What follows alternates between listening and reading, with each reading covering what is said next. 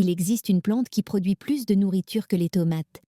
Pas juste un peu plus, 10 fois plus pendant toute sa vie. Elle donne des fruits toute l'année dans un climat tempéré, pas seulement en été. La récolte se conserve 6 mois à température ambiante sans mise en conserve ni congélation. Tu la plantes une seule fois et elle produit continuellement pendant 20 à 30 ans. Chaque pépinière en Roumanie la vendait autrefois. Chaque famille paysan la cultivait. Les conseillères agricoles la recommandaient comme indispensable pour la consommation personnelle, et puis elle a disparu des jardins roumains en moins de 20 ans. Tellement complètement que la plupart des gens en dessous de 50 ans n'ont même jamais entendu parler d'elle. Ça ne s'est pas produit parce que la plante ne fonctionnait plus. Ça ne s'est pas produit parce qu'il est apparu quelque chose de mieux. C'était une suppression intentionnelle. Une plante qui fournit de la nourriture toute l'année, pendant des décennies, à partir d'une seule plantation, menace chaque partie du système alimentaire industriel. Les entreprises de semences perdent des clients qui n'ont plus jamais besoin d'acheter des semences. Les supermarchés perdent des clients qui récoltent leurs propres fruits toute l'année. Le modèle entier du jardinage annuel s'effondre quand les gens découvrent des alternatives qui fonctionnent vraiment mieux. Ceci est l'histoire de la plante qui est supérieure aux tomates dans presque tous les aspects et pourquoi elle a été enterrée tellement à fond que tu as oublié qu'elle avait jamais existé. Bienvenue à Fulverde. Si tu veux comprendre quelles connaissances te sont cachées, abonne-toi maintenant et active la clochette. 1948, le jardin de ma grand-mère en Ardéal. Elle me montre une photographie noir et blanc usée. Une femme se tient à côté d'une plante plus grande qu'elle-même, couverture de fruits. Des centaines d'entre eux, peut-être des milliers. C'est moi, dit-elle, en 1953. C'est ma tomate arborescente dans la serre de la maison. Je regarde plus attentivement. Les fruits ressemblent à des tomates allongées. Rouges, orangées. Comment grande a-t-elle grandi? Je demande. 3,5 mètres, elle dit. Elle a porté des fruits pendant 18 ans jusqu'à ce qu'un hiver rigoureux ne la tue à la fin. Je mangeais de cette seule plante presque toute l'année. Je faisais de la sauce, je la séchais, je conservais des fruits frais dans la cave. Cette seule plante a nourri notre famille et la moitié des voisins. Jamais replantée, simplement récoltée continuellement. Je lui demande ce qui lui est arrivé. Elle me regarde comme si je demandais quelque chose d'un autre monde. Ils ont arrêté de la vendre après le boom économique. Personne ne la voulait plus. Tout le monde voulait des tomates normales, des tomates hybrides, des choses qu'il fallait replanter chaque année. Je ne sais pas pourquoi les tomates arborescentes étaient meilleures. La plante qu'elle décrit est le Solanum betaceum, en français le tamarillo, aussi connu comme tomate arborescente originaire d'Amérique du Sud, apportée en Europe à la fin des années 1800, répandue largement dans les serres dans les années 1920 et 30, promouée par les experts en jardinage comme une alternative supérieure aux tomates annuelles et puis disparue, pas de l'existence.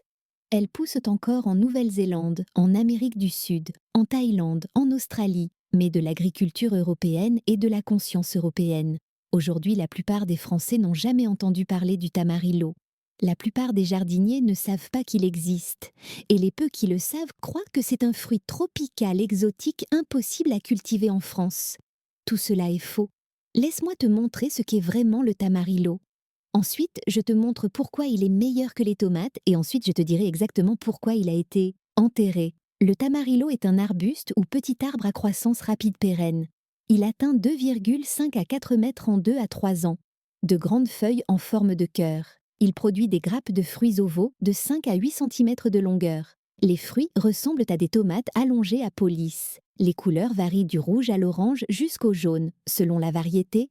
Le goût est unique, aigre, légèrement doux, avec des notes subtiles de tomates et de fruits de la passion. Pas exactement comme les tomates, mais utilisés de même façon. Tu peux les manger frais, bien qu'ils soient aigres. Épluche la peau et coupe la chair. Utilisez-les dans les salades, les salsas, les sauces ou cuisinez-les. Elles sont excellentes dans les sauces, les chutneys, les confitures. Elles peuvent être séchées et stockées et elles peuvent être conservées fraîches dans des conditions fraîches pendant 4 à 6 mois. C'est la différence cruciale. Les tomates normales durent des jours, peut-être 2 semaines fraîches. Le tamarillo dure des mois. Maintenant parlons de la production. Une plante mature de tamarillo produit 20 à 45 kg de fruits par an. Certaines sources disent jusqu'à 70 kg dans des conditions idéales. La production commence la 2e année après la plantation. La 3e année, tu obtiens la récolte complète et la plante produit pendant 20 à 30 ans. Calcule une plante 20 à 45 kg annuellement pendant 20 à 30 ans. Ça veut dire 400 jusqu'à plus de 1000 kg de fruits à partir d'une seule plantation. Une plante de tomate produit 5 à 15 kg en une saison, puis elle meurt. Tu replantes l'année prochaine. Sur 20 ans, si tu plantes chaque année et tu obtiens en moyenne 10 kg, un endroit de tomate produit au total 200 kg. Un tamarillo produit 2 à 5 fois plus de nourriture du même espace sur la même période et tu l'as planté une fois au lieu de 20 fois. Mais ça devient encore mieux. Le tamarillo dans les serres ou les vérandas produit toute l'année, pas une saison de récolte. Production continue porte principalement en automne et en hiver quand les tomates ne produisent pas. Ça veut dire des fruits au frais quand rien d'autre n'est disponible. Dans les vérandas françaises, le tamarillo était récolté de juillet à décembre avant que les plantes ne soient pour la grande partie abandonnées. Et le tamarillo nécessite peu de soins. Une fois établi, il a besoin du thio minimal. Il est relativement résistant aux nuisibles et aux maladies par rapport aux tomates. Il n'est pas besoin de le ligoter. Il n'est pas nécessaire de le tailler bien que ça puisse augmenter la production.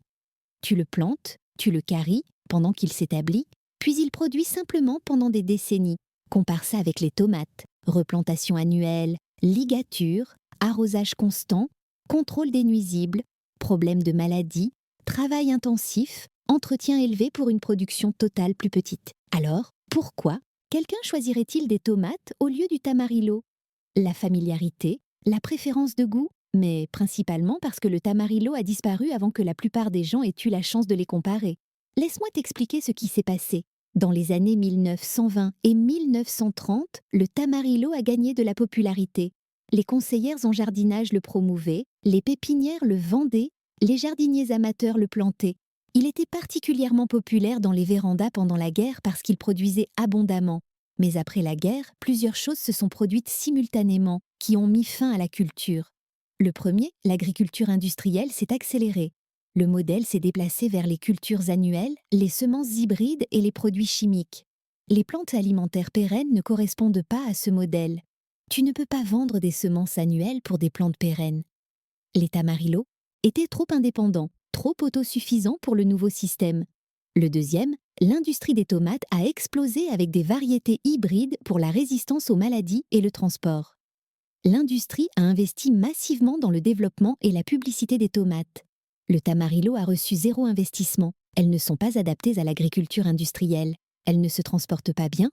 L'industrie des tomates n'avait aucun intérêt à promouvoir une alternative supérieure. Le troisième, la culture des jardins suburbains s'est changée vers l'esthétique des fleurs annuelles et des jardins de légumes. Les tamarillos sont des petits arbres, ils ne correspondent pas dans les lits relevés. Un client qui plante un tamarillo et récolte pendant 20 ans est un client perdu. Il ne reviendra pas acheter des plants de tomates chaque printemps. Le quatrième, le conseil en jardinage a déplacé le focus vers l'agriculture commerciale, pas la production, alimentaire domestique. Sans le conseil, les connaissances se sont estompées. Le cinquième, les événements de froid des années 50 et 60 ont tué les plantes de tamarillo. Les hivers les plus froids de décennies ont frappé l'Europe de l'Est et ont tué les plantes d'été établies. Les gens ne les ont pas replantées. Les pépinières ont arrêté de les vendre. En une génération, le tamarillo est passé de répandu à oublié.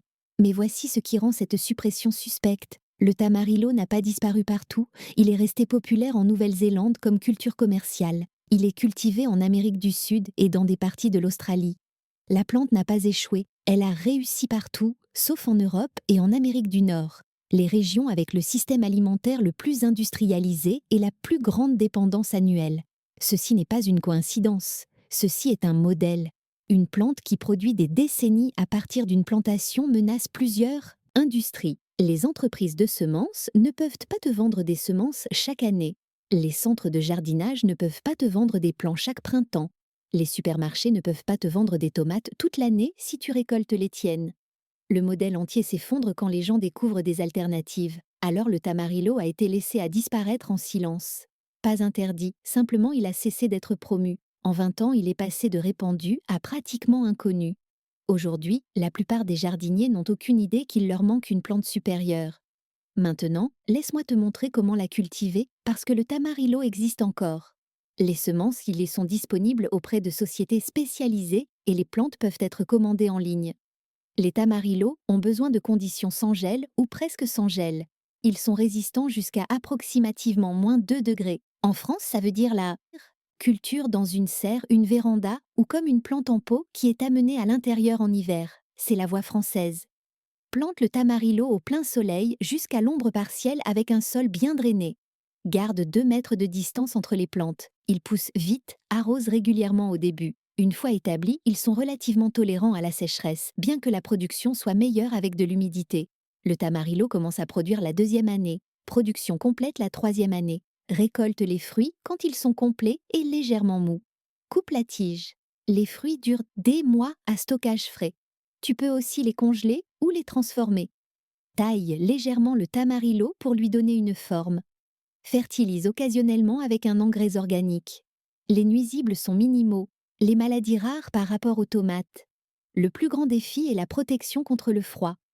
Paille abondamment autour de la base. Couvre les plantes à l'avertissement de gel ou plante dans un endroit protégé. Dans des conditions appropriées, le tamarillo est plus facile à cultiver que les tomates et beaucoup plus productif avec le temps. Une plante, 20 à 30 ans de production, des dizaines de kilos chaque année.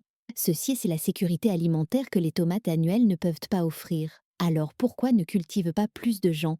Parce qu'ils ne savent pas qu'elles existent, parce que les pépinières ne les vendent pas, parce que le système entier est conçu pour vendre des semences et des plantes annuelles. Et parce qu'une fois que les connaissances sont supprimées, elles sont difficiles à reviver, mais les connaissances reviennent. Des petites entreprises de semences offrent des semences de tamarillo. Des pépinières spécialisées propagent des plantes. Les partisans de la permaculture redécouvrent les fruits pérennes. Les gens se rendent compte que le modèle du jardinage annuel n'est pas durable. Replantation chaque année, achat de semences chaque printemps, dépendance des chaînes d'approvisionnement. Tout cela est fragile. Les plantes alimentaires pérennes sont résilientes. Plantation une fois, récolte des décennies. Ceci représente le tamarillo. Et ce n'est pas seulement le tamarillo. Il existe des dizaines de fruits et légumes pérennes répandus et maintenant oubliés. Des plantes qui produisent plus de nourriture avec moins de travail que les cultures annuelles.